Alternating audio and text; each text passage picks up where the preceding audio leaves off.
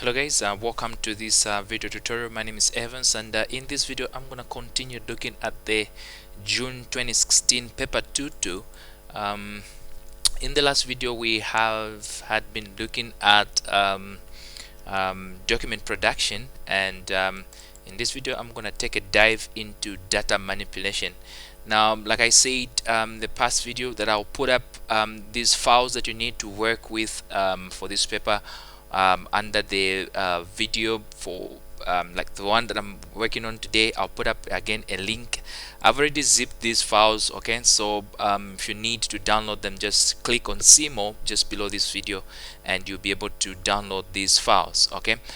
For the section that I did yesterday, document production, I already uploaded the files, a link to the files rather, to my Dropbox, and you guys will be able to pull off these files off my Dropbox.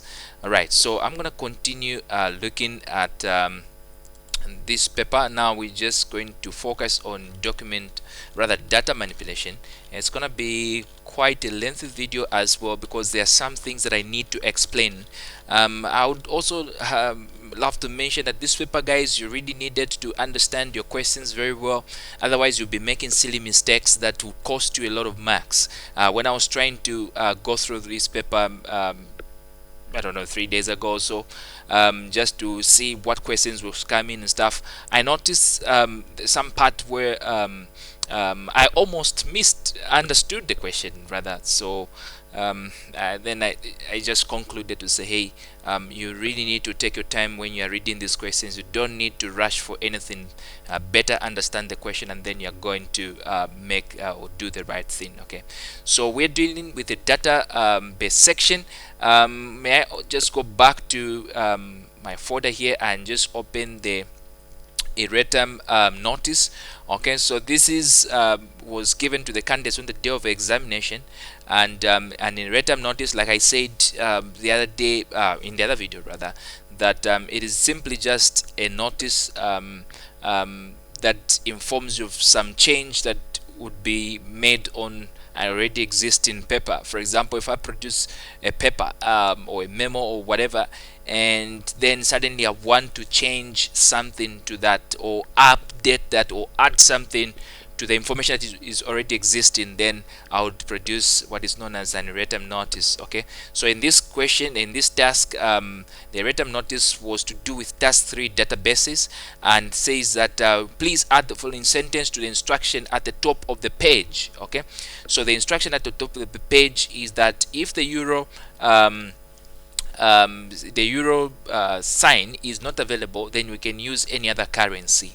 Okay, so if we go back to our question paper, this is the section. It says you're now going to prepare some reports for the company.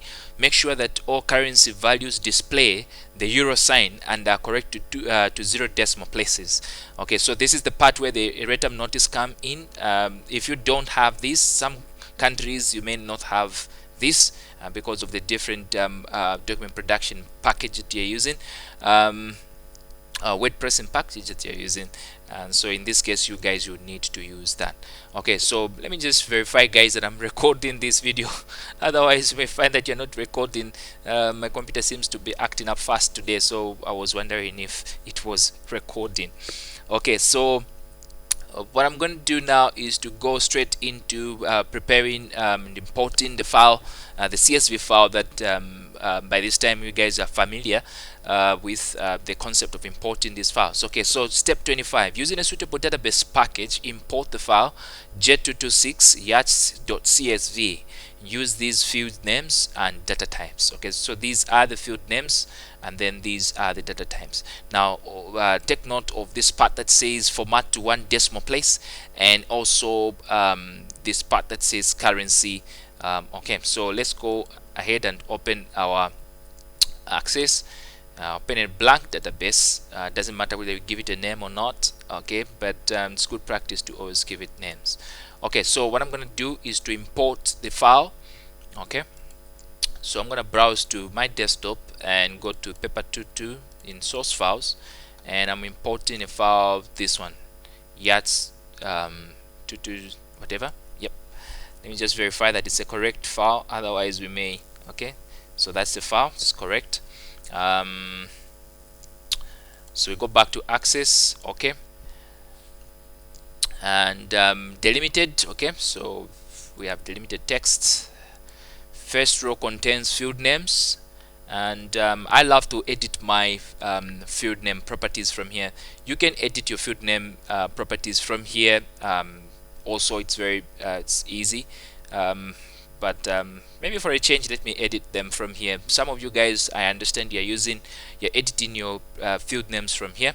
So let's go ahead and check what field names we have. So Yacht ID is supposed to be text, name text, type text, length number, and should be one decimal place. So let's go to our database. So this one is short text, this one is short text, this one is short text, this one is double. So it's a number. Double, guys, let me just put this just for the sake of illustration. Double allows you to have decimals, okay, or decimal points, okay, decimal points in your numeric value. Okay, so you see the data that has got decimals like this, then you need to format this data as double. But there are also other data types that you can use to format this. Okay, so I'll show you. Also, of course, you've got real and float, but you don't find those existing in Access. But you've got also single and stuff. Okay, so I just want you guys to take note that if you have a number or field that has got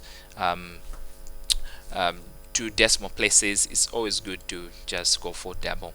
So you can just check the other ones that are there, like single and stuff, but that's not important. I'll stick with double. And then builder, let's check the other ones. Builder is text, and price is currency. Build here is number, and so this one can be made to be integer. Even this one is double because this has got decimal places, but these other ones can be made to be integers.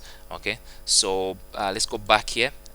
This one is build ID is text. Yeah, should be text. Let me just close the array term notice.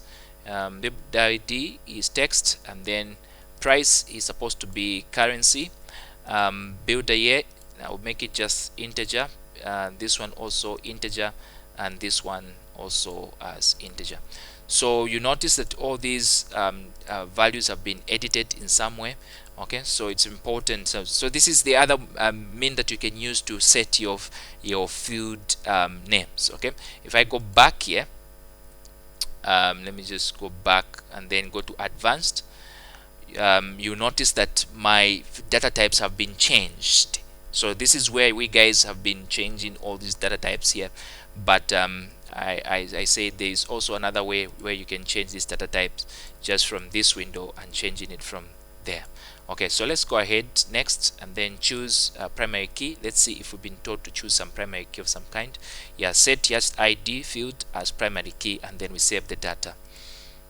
So we set Yacht ID as primary key, and then go to next and finish, and then close, and then we need to open that and save it. Okay, so automatically you notice that there are some hashtags in some fields. That shouldn't be an issue. So what you just need to do is click on this corner here and take your cursor on one of the margins and just double click, and what this does is that it sets all the fields to be visible, and you see that all the pounds, all the symbols there are there.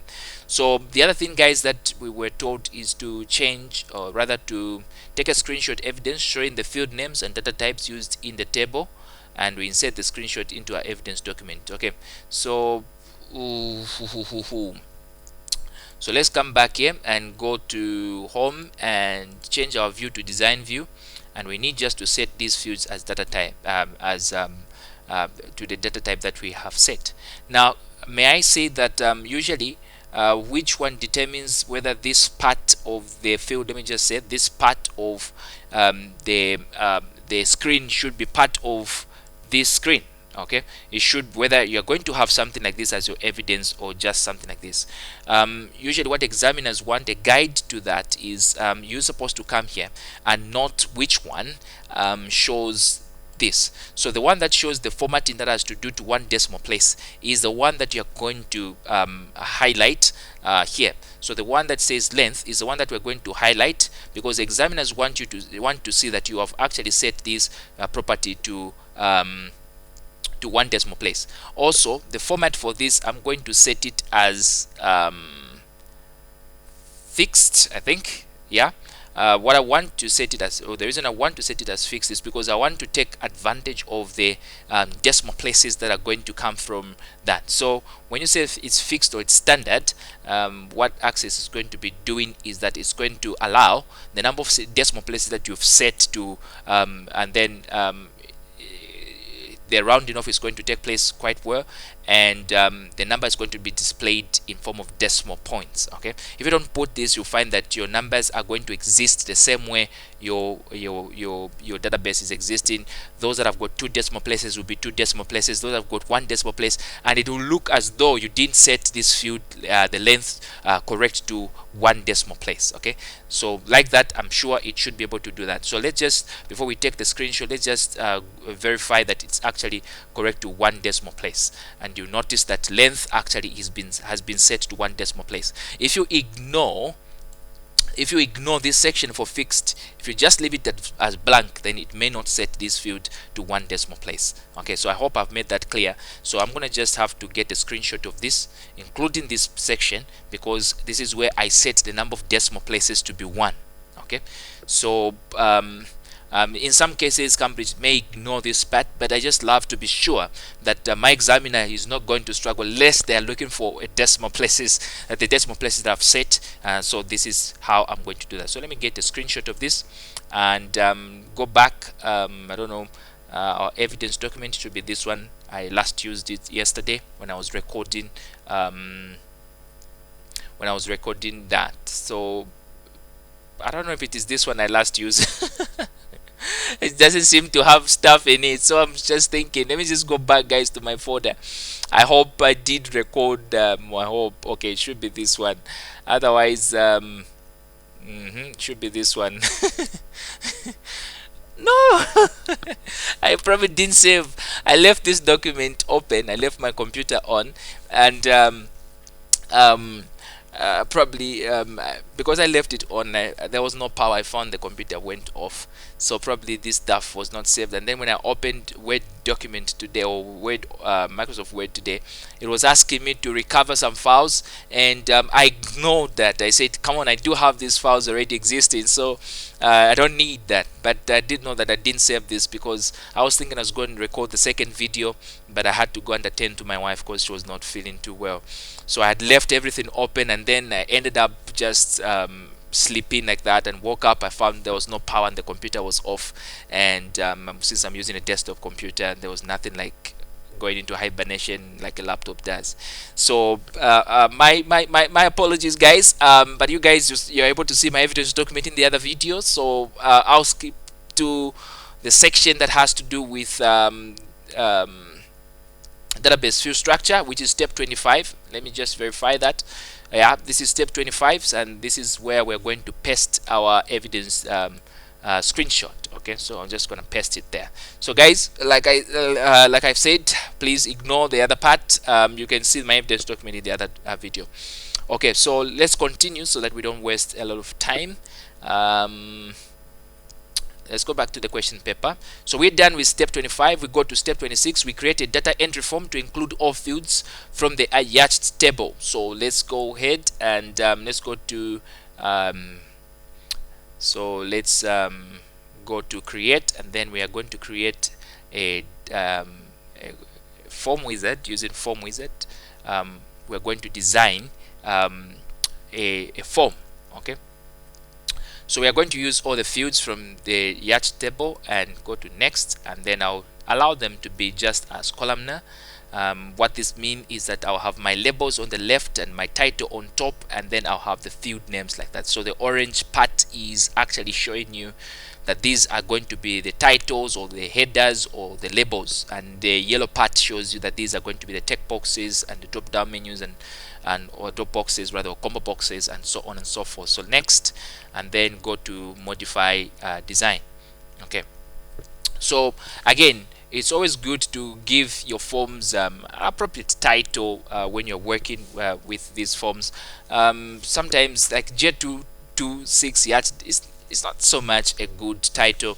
You guys, when you create forms, one of the features of a good form is that it should have a meaningful title, so that the users are able to understand what that form is all about. Okay, so please don't ignore that. Give us meaningful titles for your form. Okay, so what I'm gonna do is just to give this form a proper title. So let me try to see if I can find some good title. What is this about? Okay, so this is okay. Is this a company? Okay, so this is the title. Okay, so it says Tawara Yacht Brokers, and that's the title of the company. So it will be just appropriate for me to just put this as the title for the company. Let me just say Tawara. If you want, you can even put this title in capital letters, okay, because it's a heading of a form. So Tawara Yacht Brokers. Okay, it's always just good to have your form that, so you can also edit that. So you can preview your form and just see how it is looking. Okay, so table whatever is opened by another user cannot be manipulated. Okay, so we just need to close our table. So don't forget to close this table. Just close from here, and let's close the property sheet as well, and let's try to view it again. So there you go, you have your title just here. Okay, so you have all these fields and stuff. The other thing that we just need to do is that we need to change the currency so that it reflects the required currency. I know even if you left it like this, because of the erratum notice, they said you could use any other currency, so it will appear as though there was no euro sign euro currency symbol, but unfortunately my computer, I do have euro, so I don't want to cheat. I don't want to cheat, guys. So what I'm gonna do now, the problem, guys, is that I've just remembered I needed to set the property for the table in design view. Now I have the form, so which means I cannot change the property or for the symbol for the price. Let me see if I can go to the property sheet for this one. Maybe I can. Let's see, do I have currency here? Decimal format is here.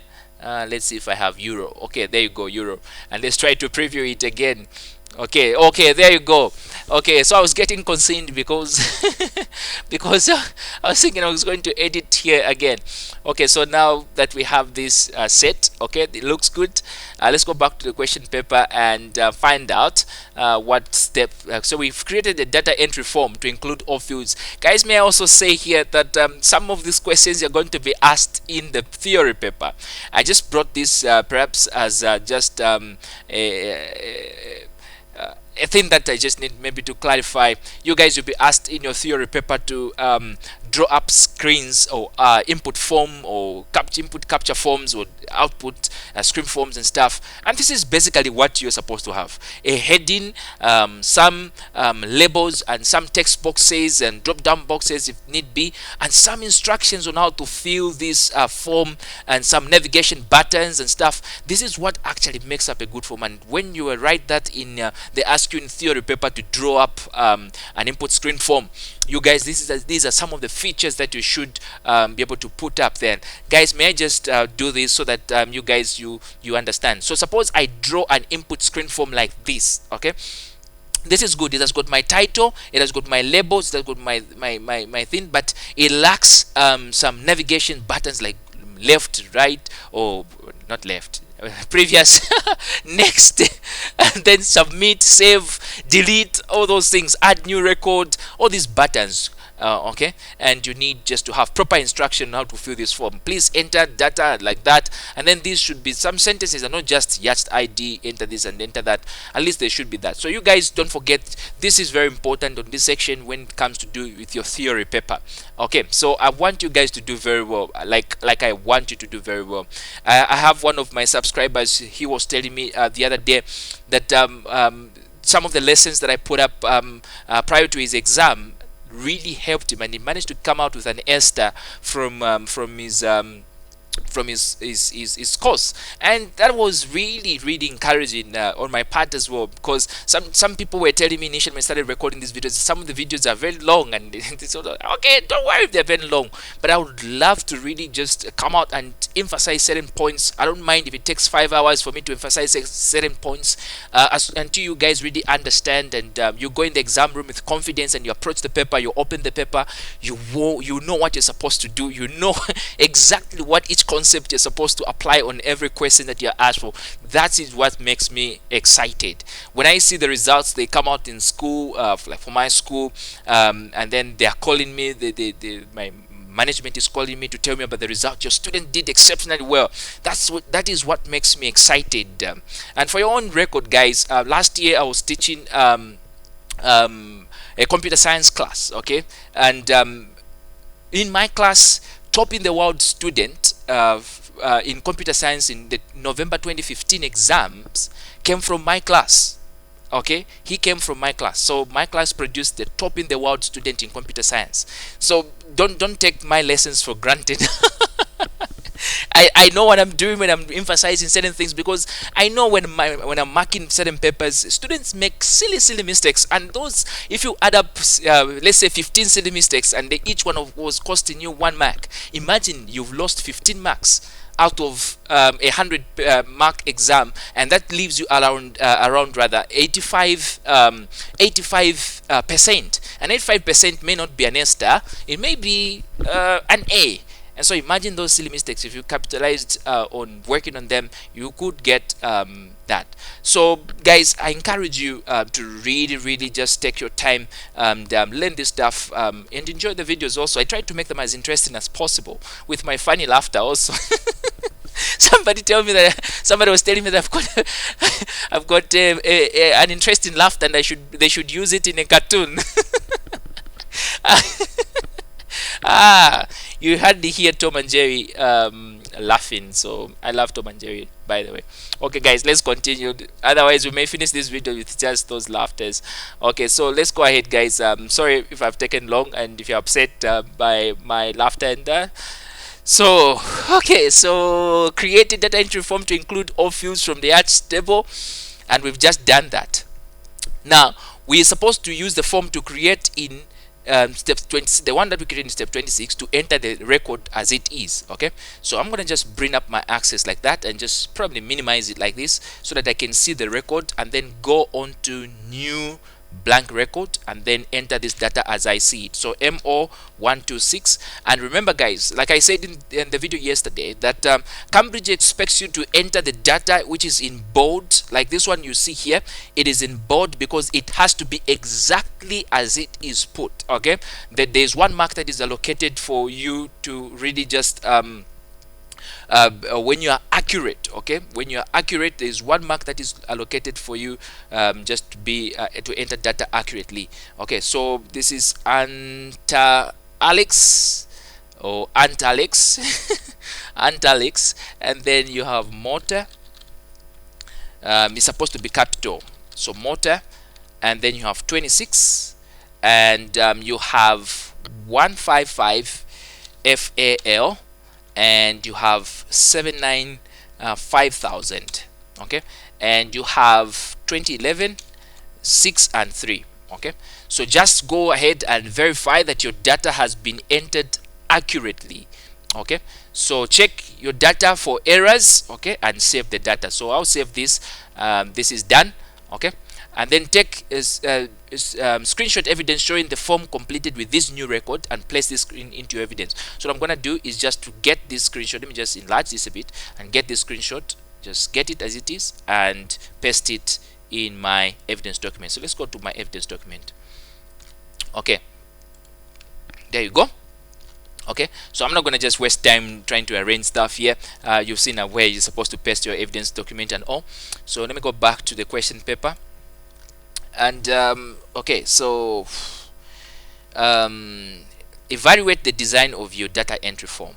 So you type the evaluation of your data entry form into your evidence document using no more than 50 words. Okay, so guys, like I said, oftentimes you'll be asked to make evaluations of things. Okay, evaluation of a PowerPoint, evaluation of an access form, evaluation of a document and stuff like that, evaluation of a website, a web page, evaluation of your style sheet.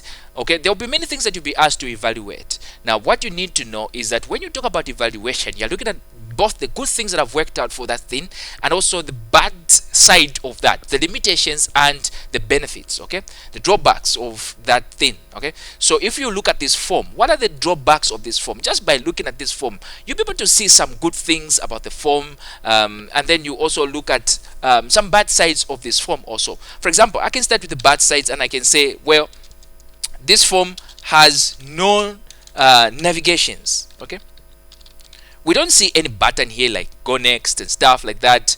You need to have proper navigations on how users are supposed to go to the left or fill in and stuff like it also has no instructions on how to complete the form. You haven't seen any instruction here on how to complete this form. It's not good.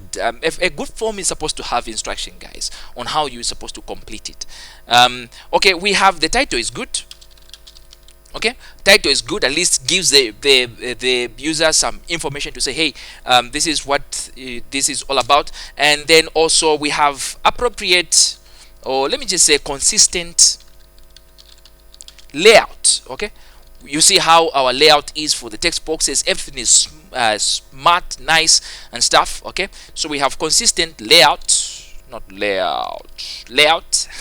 Okay, or you have consistent layout, and then your labels, at least they should be, I mean, what is crew, what is sleeps, what is yeah. You should have some descriptive sort of labels. Okay, so have some descriptive labels. Okay, so let's just say use descriptive, or should use descriptive labels rather, to just make sure. Okay, so you can also use color. It's too plain. Okay, you can say, okay, I'm gonna make some color around here just to manipulate and just make it look good. Okay, I'm gonna have to cut here on this one. You can add some other things if you want, things like some spacing there, appropriate spacing, things like the form occupies the window nicely and stuff like that. You need to just put up like that. You can put up images, and let me just close this, guys, otherwise it will close my pages. Let me just cancel it. I need my web pages to remain open because I'm doing something also other than this. Okay, so let's go back to our question. So we've done an evaluation, guys. You can read in your textbooks and find out some good things, some advantages of using forms and stuff like that, and all. Okay, so step 29: import the file j226 builders.csv as a new table into your database. Set the builder ID as a primary key. So what we need just to do, and then we create a one-to-many relationships as a link between the builder ID field in the builders table and the builder ID field in the yacht table, and we need to place them in the evidence document. So let's go ahead and import another file. So I'm going to just maximize this again, and I'm going to close this. Okay, I don't need it anymore. I'm going to close it and then go to external data and then import. We're importing a file called builders.csv. okay, so this is the one here, and go to OK, and then next. Set first row, and then next, and then let's set the data IDs, or the data thing.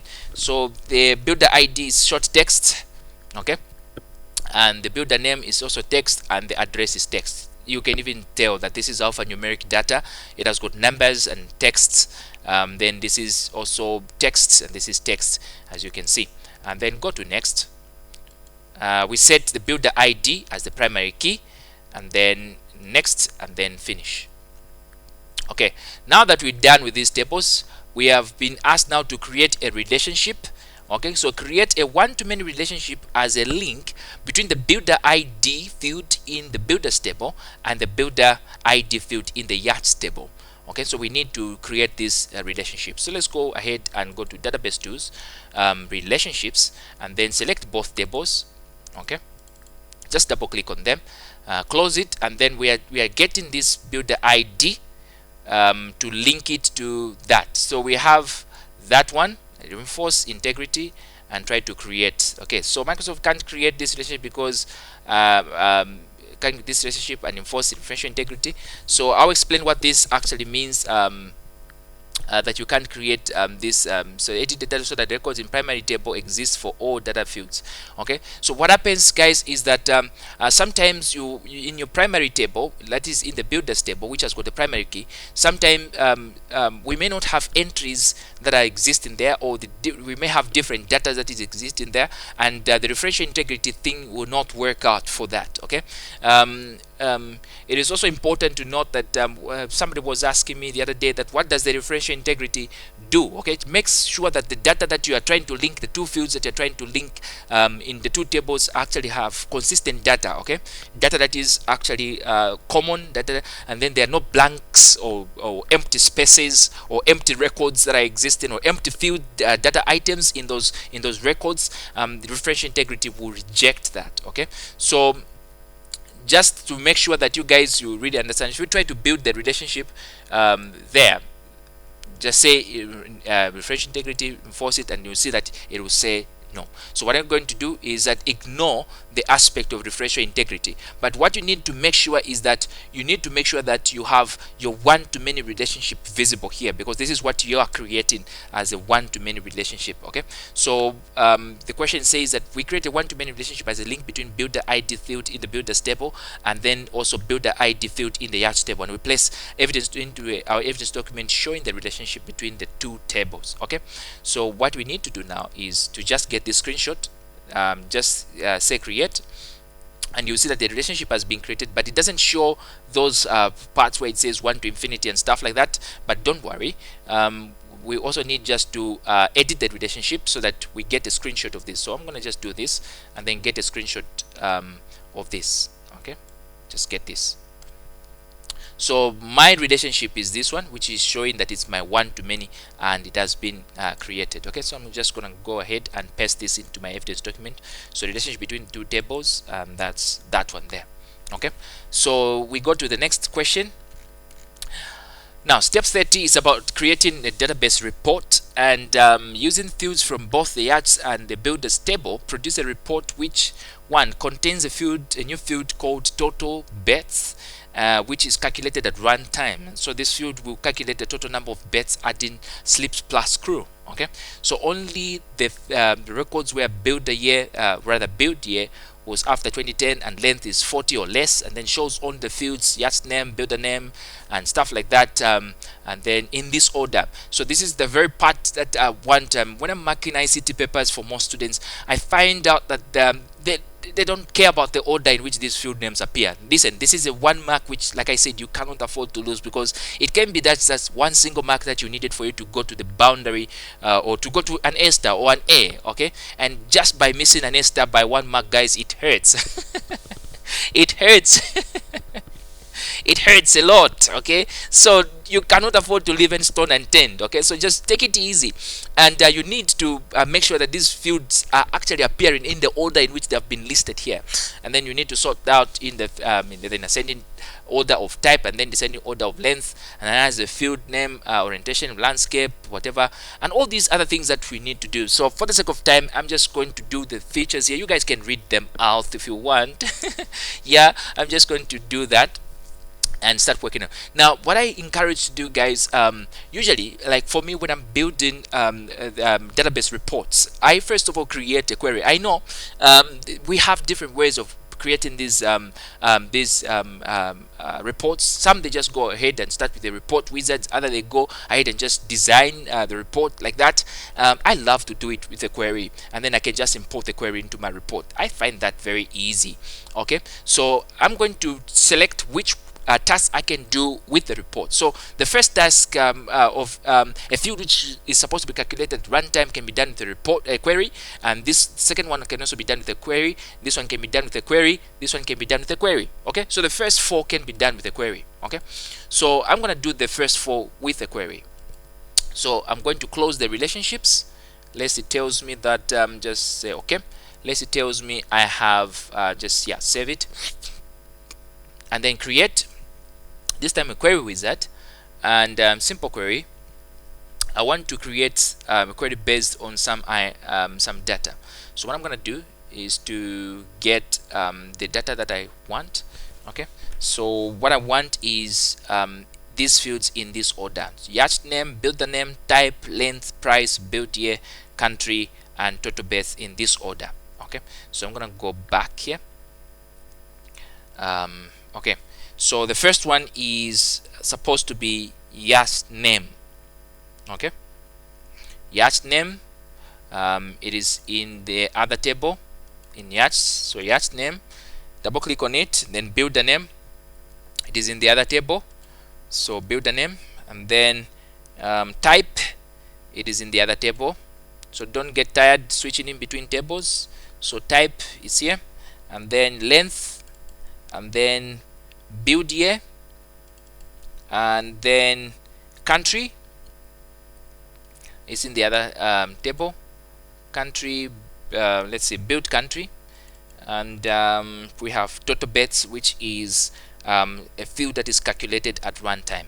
So just go through the field names to know that they are in the order in which they have been asked for in the exam. So you have yacht name, builder name, type, length, build year, as well as build country. And then the other fields that you are going to be using for sorting and for runtime and stuff can come later on. Okay, for now these fields are enough for my query. Okay, so I'll just go next, and then next, and then modify my query design. And here I can set the title for my query. Okay, so I can go back here and look at the the title for my report. Rather, no, I don't need to set the title for the query. Rather, it's fine. Yeah, it's fine. I don't need that. I was thinking it's on the report. It's fine like this. I'll just say finish, and then you have these fields here. So let me just remove the property sheet here, and we're going to put a new field which is calculated at runtime. And this field, according to the question, is calculated by the total number of bets.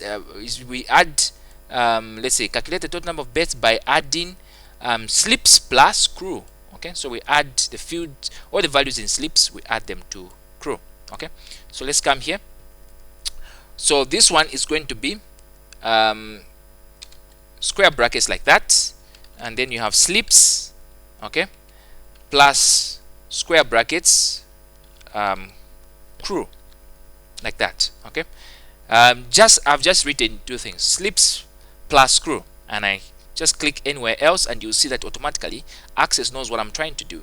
So it puts expression 1 there, and there under expression 1, that's the one I can just give the name as total underscore bets. Okay, and that is that. So what I'm gonna do is to run this and just make sure that it is running. So automatically you see that it is actually running, and that should be fine. Okay, so I'll go back to my design view. Okay, so now we can go ahead and start working on some of the things that we've been asked. We show only records where build year was after 2010 and less, and length is less than 40 or less, or 40 or less. Guys, this is very important. Build year is after 2010. Don't put build year equal to 2010, please. Build year is after 2010, which means, and 2010 is a year, and the year we set it as integer. So anything that is after 2010 must be greater than 2010. So you're going to put in your criteria as greater than 2010, and then the length is supposed to be 40 or less, which means less or equal to 40. Okay, so this is very important, guys, that you're supposed to do that. So let's go ahead and put our build year, and the criteria is supposed to be greater than 2010, not equal to 2010, greater than 2010. And let's go ahead and run this query, and you'll see that it lists all the years that are greater than 2010. Okay, so let's go back to the design view again, and let's put up now the length is supposed to be 40 or less. So where it says length, we're supposed to put less or equal to 40. And then let's go ahead and run it again, and you see that the length is 24 and the maximum that you're supposed to get is 40. Excellent. Okay, so let's go back here. So we're done with this one, we're done with this one, we're done with this one in the order in which they're supposed to be displayed. And then the part that says in this order with data and labels fully displayed. Okay, so what this means is that if you come back here and you have some fields that are like this, okay, some fields like this where the data is visible and in some section it's not visible. Okay, so what you need to do is to select the table, just come by the corner here, you see a triangles here, just click on it and take your cursor in on one of the boundaries. Okay, one of the boundaries in the header, double click, and you see that all your data headings are going to be visible and all your data content is also going to be visible, and that should be perfect. Okay, so this tackles that. Okay, so the last part is sorts the data into ascending order of type and then descending order of length. Okay, so let's go back here. I can sort that. So let's go back to design view, in ascending order of type first and then in descending order of length. Okay, let's try to run the query and you see that type is in ascending order from M all the way to S and then in descending order. Okay, and you notice that this is in descending order and it should be good. Okay, so the other thing that you can do if you don't want to sort it from here, like if you don't want to sort it from here, you can also sort it as you are creating or importing your query. Okay, that is also perfect and it's going to work out just perfectly. Okay, but I love to sort it out just like this from here. That will give me some items to work on and stuff. Okay, so let me go ahead and yeah, so we're done pretty much with all this stuff. We're done with the first 4. The last 6 are supposed to be done on the report, and so let's go ahead and save our query and let's go close it, and then let's go create our report. Now I'm going to use a report wizard. Don't get tired of using report wizards, guys. This stuff is just going to work out perfectly. So let me get all the items from my query and get them as they are in that order. So you notice this is why I love to create this stuff in from the query, because the order is maintained. I just go next and then I don't need anything from here. How do you want to view your data, builders, whatever? I don't need anything from here. It's yacht name, builder name, type, length, whatever, and just go to next. And then do you want to add any grouping levels? I don't need any. And then this is where the other part I was saying you guys, where you needed to sort first of all by type and then by length. You can sort first of all by type in ascending order and then later on sort by name. That is still going to work perfectly as well, but I already did the sorting in the query, so it should be fine.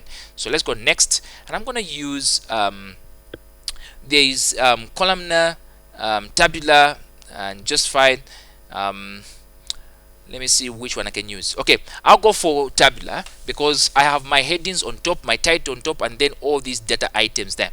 And then these are where you're going to set the other properties for that. So, okay, so you have has page of orientation of landscape. So let's set to landscape here, and then also fits on a single page wide. Fits on a single page wide is automatically ticked here. Adjust the field width so that all fields fit on a page. Now this is not the same as having a page fit on like one page fitting on the report fitting on a single page. This is different, guys. Fitting on a page wide and the report fitting on a single page is different. Wide, it means how from the left to the right it should occupy just one thing. Nothing should overflow onto the second page from the right. Let's say the column or the records are cut here on the right edge here, and then the other information overflows onto the next page. No, guys, it's not supposed to be like that. You are supposed to print all your documents. Let me just open this document maybe to just illustrate what I'm talking about, guys. Let me just put a blank document, and then at the blank document let me insert another document, another rather page, blank page, so that I have 2, and then zoom out. Okay, so what I'm saying, guys, is that I don't want you, when you print your work, Occupying a single page means that from the left edge here, information when they reach the margin here, information should not be cut here on this margin. Information should not be cut on this margin to overflow onto the right margin here and then it continues here. No. Okay, so when you adjust your margin to fit single page wide, it cuts everything and compresses it only that it is going to be occupied under one page only. Okay, but when you print to fit on a single page, we're not saying all information should not be the information should not occupy 2 pages, but it should occupy only a single page. Everything should be compressed on to fit a single page. I hope, guys, that is clear enough for you to understand.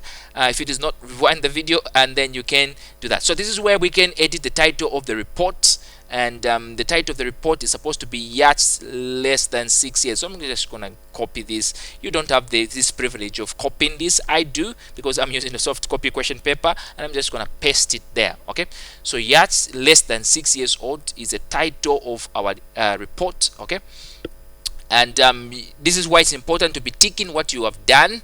Okay, so I've done this, I've done this and this. Okay, so I'm yet to do calculate the length of that. So this one I'm done, finish it, and then this is the report. Okay, so you can go ahead and preview it and just see if your report is actually occupying. So you see that the field name, the heading here is not visible. Okay, and then there's too many spaces here. Okay, so this is not good. So we need just to edit it. We need to edit the type. We need to reduce that. The length also, we can just drag it, not like that, just select this one. Okay, just select this, drag it there, and then here select it and drag it there. Take note that the year should be visible, so you should make sure that the build year is visible enough. Okay, build country, just drag it there, and I'm just going to resize it a little bit. Country, don't think it's going to be a long one. Bonus, not bonus. Okay, just undo this one, just deselect this, select that, and then drag this side. Okay, that should be fine. Drag it here, and let's try to preview it and see if it is going to that. Okay, so pretty much good. Okay, it's good, it's not bad. Let's try to print preview. When you print preview, guys, it's very important. It shows you the number of pages that this is going to occupy also. As you can tell, it says page 1 of page 2. Okay, so this is how also you can tell that your query is actually working, that you've extracted, because this, if you have 34 pages, I've seen some student printing as many as 34 pages. Come on, guys, who would ask you to print 34 pages? Come on, let's be serious, huh? Let's not waste the school paper. All right, so this looks good. Okay, so I can go to page 2, and this looks good also on page 2. Okay, that should be fine. Let's go back to our close print preview, and let's go back to design view. We still remember we're still designing this report. Now what we want to do, go back to the question paper. It says that it should calculate the average length positioned below length column and positioned below the length column and formatted to 1 decimal place. Okay, okay, so guys, I'm gonna have to pause the video a little bit. My wife is calling me. Let me just pause the video. I'll come back shortly. Right, so guys, I'm back, and let's continue on our program. So I suppose we were supposed to do the average length, and we're supposed to position this under column, and we need to format it to 1 decimal place. So let's go back here, let's preview it, and let's see where we're supposed to go. So for length, we're supposed to find the average length at the last there record, just below the last record. So let's go back to design view. In the report footer, that's where I'm going to put the average. Okay, so let's go ahead and get the text box and put it somewhere here. Okay, let's do that and just take it just somewhere around there. And this is supposed to get average, which is avg, rather begin with equal to avg, and then you specify the field where you want to collect the average, which is just length.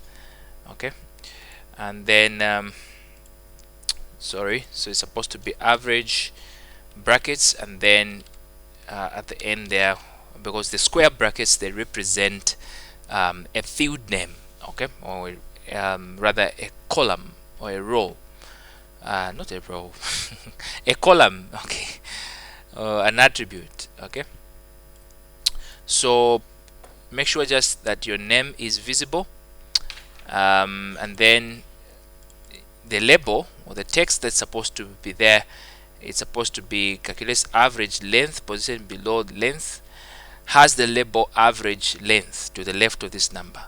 Okay, average length to the left of this number. Now remember, when you guys you did paper 2-1, they asked us to have the label at the right side of the calculation.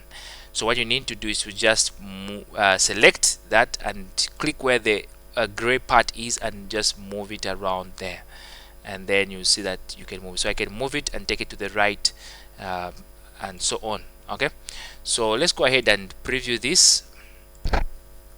Scroll down and it says average length error. So let's go back and find out where the error is coming from. Go to close this and go to design view, and then let's scroll to the end there. Okay, just find out where the error is coming from. Okay, so length is coming from length. So let's see, capital E for length, and let's go back and preview it again. It still shows error. Okay, we need to sort out this one. Okay, I'm gonna have to pause this a little bit. Let me just see where the error is coming from. Hello guys, sorry about that. I've been trying to look around, try to find a way around the error that we encountered last time, and the same formula that is supposed to be used, actually the formula we were right on the formula, I haven't yet still found out the exact explanation why it had to do that, but I had to go ahead and recreate the report just to see if I will encounter the same error. Nevertheless, I did not encounter the same error, so what I did was I created a new database, so to say, but importing the same files, and tested it again on a different set, and this time around it did show as though it was going to work around. So let's just see if when we put in the formula for the average equal to average avg, and let's say it's avg length and capital. Okay, and the text here contains syntax. Okay, where? Okay, here. Let's remove that. Just do that, and then the text is supposed to be average length. Remember again, the accuracy of the text is important, and let's try to preview it. Okay, so this time we get some value of some kind. We're supposed to get this value. Last time we used the same formula, remember, to get this. So I'm just suspecting that it could be just the software access which just acted up in some way. I don't know, because the same formula that we used has worked on this one. Nevertheless, I hope you guys don't have that same error. I'll try to find out why that error happened later on, but for the sake of this video and time, let's just stick to this one. Okay, so we have put the total that we need. So the only thing that is remaining is for us to format the value that we get here, to format it to the number of decimal places that are required of us. So just select it and then go to right click and go to properties and then set the format. The format, I'll put it to fixed, and I'll put the decimal places to 1. So let's view, and you have 32.0 as your average. Okay, so what I'm going to do, let me see, let's get to the question paper. Okay, so we've done this one, we've done put the label, we've done this one. We need now to put the center number, name, and candidate number at the top of the report. Okay, so let's go back here and put the label. So let's say this is Casa Evans ZM556, and then go to 0001. Okay, preview it, and you should have your details on top there. Okay, so that should be fine. The only thing that I need also is to adjust. Remember, the data is supposed to be visible as well as the column headings. So we can see that Pacific Asian Enterprise is not visible. So let's go back to data view, design view rather, and we're just going to push some things. Let's see this side first of all, how it is. Okay, there's some space here, so we can just push this side, this side. So just reduce the size for this and maximize this one. Okay, so view it again. Yeah, there you go. So you can now see the brackets at the end to close that. So make sure that every field is visible before you print this. So just do a print preview, go to view and do print preview, and this is how your document is going to appear at the end. Okay, so we have not been asked to put the date. It's not important because by default Access puts this, so don't struggle to say we should remove it or what. Okay, so that is what you are supposed to do, guys, on this one. I'm sorry that we had to go this far.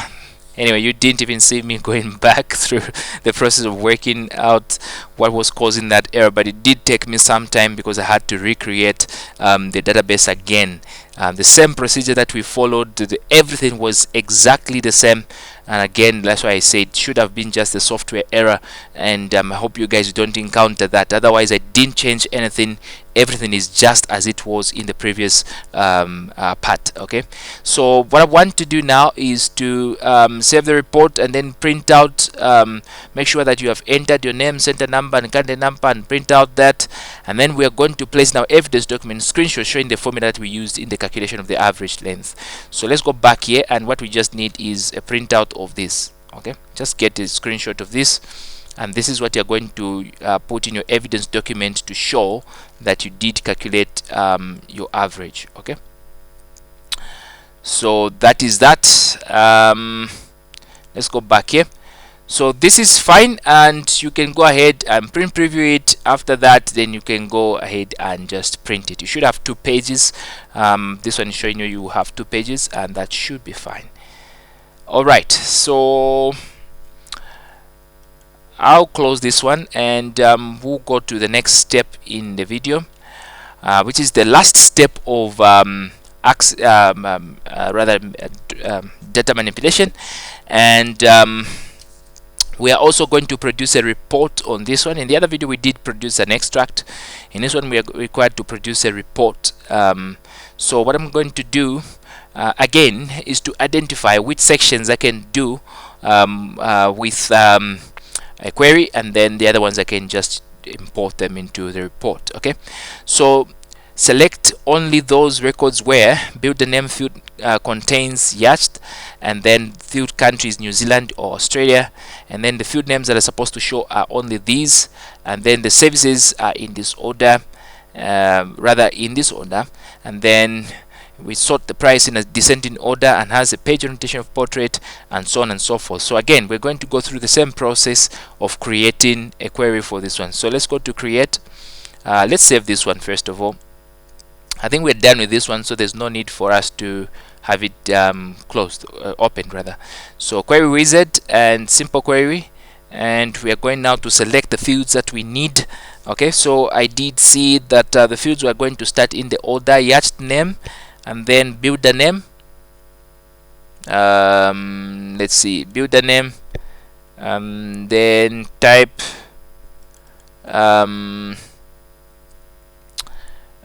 so guys, in case you're wondering which one is the imported query and stuff, this is the query that I just created. Nevertheless, you can get them, some of these things from the other table. So I'm just getting from the previous table that I created. Most of the fields are there. So yacht name, builder type, rather builder name. Builder name is not there. So builder name, I'll just get it from here. Let's see, builder name is there, and then we have type. It's not there. Type can be found even in here. So I'll get type from there, and then I'll get price, and I'll get build country. Build country. Let's see, there, build country, and then services. Okay, services. Okay, so let's go through again that we have the correct format. It's yacht name, builder name, type, price, build country, and services in this order. So let's go back here. Yacht name, builder name, type, price, build country, and services. Okay, in this order. And then so now that we are done with this, let's just go to next, and then next, and then modify the query and finish it. So what I want in the query is to indicate that the build name contains yacht. So build name, or builder name rather, contains yacht. So criteria, so it contains its 2 asterisk signs, and then I type yacht. Okay, remember the asterisk signs are part of the wildcards, and you guys, you're supposed to know how to use wildcards in order to search for particular information. For example, quotes and things like brackets, things like minus signs, things like plus sign. What exactly they mean, you're supposed to know, you guys. Okay, so build country. I'm gonna select, or I'm gonna type New Zealand. New Zealand. Now it's New Zealand or Australia, so I'll put or Australia. Now you don't need to type to learn how to type like or what. Automatically Access puts that for you, so just click outside here and you will see that it puts New Zealand in quotes or Australia, and then you can go ahead and preview this and see if it is working. There you go. So we have anything that has to do with yachts, so alloy yachts, frozen yachts, and stuff like that. And this is just New Zealand and Australia, and our query is working perfectly. So if we come back to the question paper, we should see that we are done with this one, and we are done with this one, we are done with this one. We just need to sort the price in descending order. So let's go ahead and do that. Go back to design view and sort the price in descending order. Run it the query, and you see that the price has been sorted in descending order. That's perfect. Let's go back to the design view again. Let's see what we can do. Okay, so the other thing is supposed to be there on the report, so I'll just go ahead and save my query.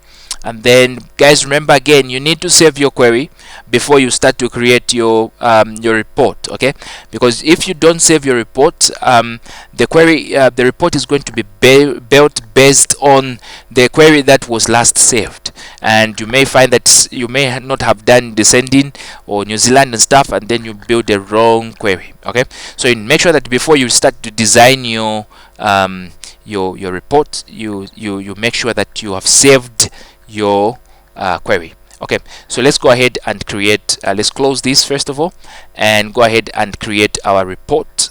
And this report now is based on the last query which we created, which is query 2, I think. Yeah, and then just take all the fields there and go to next and next and next and still next, and then change the orientation. Let's verify the orientation. Orientation is supposed to be portrait and should fit on a single page. Okay. Now guys, this is very important. This one says fits on a single page, not on a single page wide, but single page. And this is where you guys are supposed to make sure that your report is compressed onto your page before you print it. I'm going to show you how to do that, and then you guys can do that in the exam.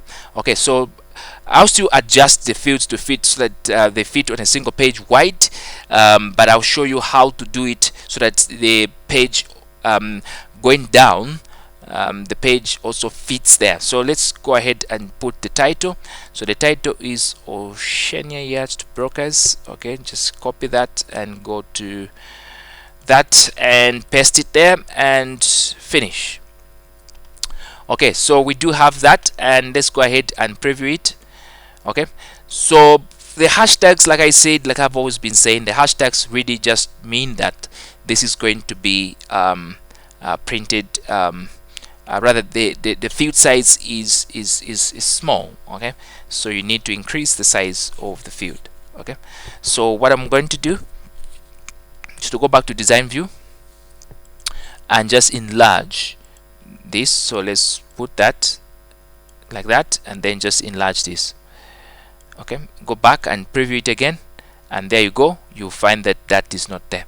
So the other thing again that you need to do is to make sure that all these fields are fully visible. You can see here development is not visible and build is not visible. So let's go ahead and drag this as well to this other end and see how it's going to look. Okay, so go back here. Let me just preview it so I see which ones. Okay, so type, there's so much space there, so I can move type. Just do that and move type this side, then do that and move this one this side as well. Let's go ahead and preview it, and there you go. Builder is visible, development is visible, and I can still move type a bit this side just to make sure that the space is consistent. Okay, just pull it a bit there and pull this one a bit there, and also for build country, just put it a bit there, and services as well. I'm just going to do a bit there. Let's go ahead and preview. Okay, looks fine, but again we have cut some stuff here, so we need just to make sure that so go back there. This one just pull it a little bit there, this one pull it a little bit there, and this one, okay, just pull it a little bit there as well. Okay, preview it again, and again we just have some bit. Okay, so let's go ahead again. Please, you shouldn't get tired doing this, otherwise you get tired also of getting excellent results. Okay, so let's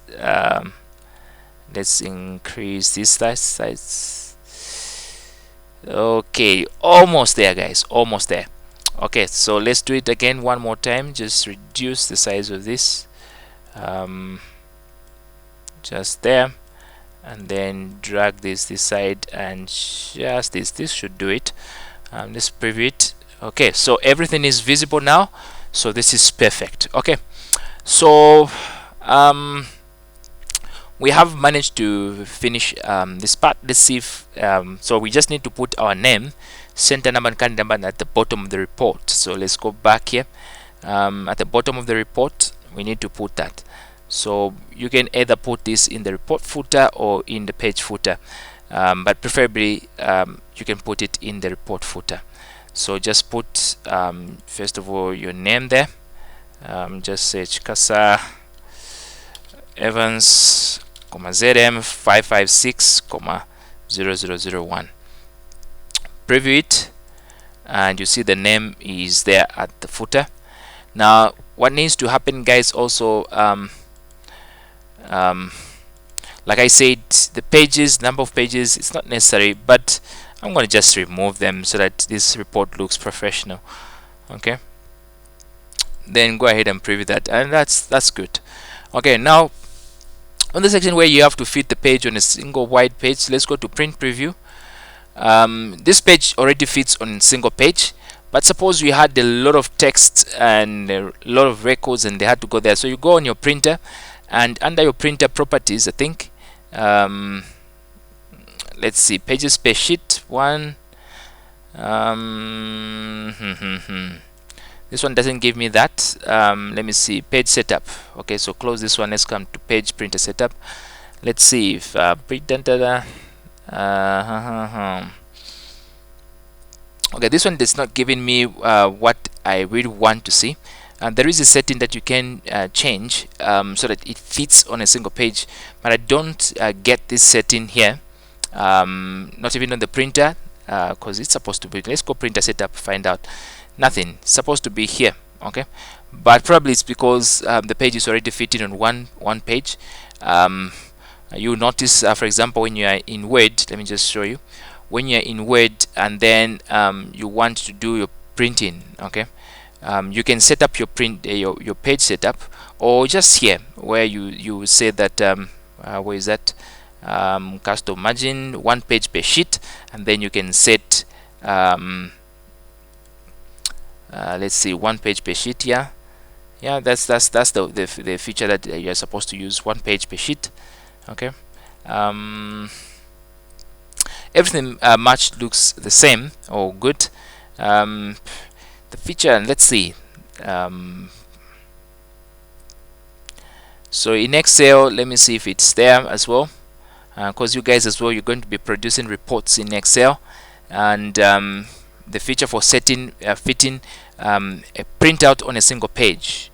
Okay, so scaling, this is where you're going to say shrink a sheet on one page. So this is the feature that allows you to print everything and to make it fit on one page. So the thing in Access, like I said, we already have this page. We just set it on the right side that it doesn't overflow to the next page, but we don't have many records to allow it to go to overflow. So you go ahead and verify that all these actually are done, and then you can go ahead and print this. Okay, so guys, thank you so much for watching this video, and sorry that it has taken a little bit longer than expected, and I'll see you in the next video. Let me just do a quick video on Mailmage, and then I don't know, a quick video on presentation, and then I can call this a day. I know I'm running out of time because I need to go home as well. I'm still at the office, and this is just almost 9:30 p.m. Okay, so right, so let me stop this video and then let me continue recording in the other video.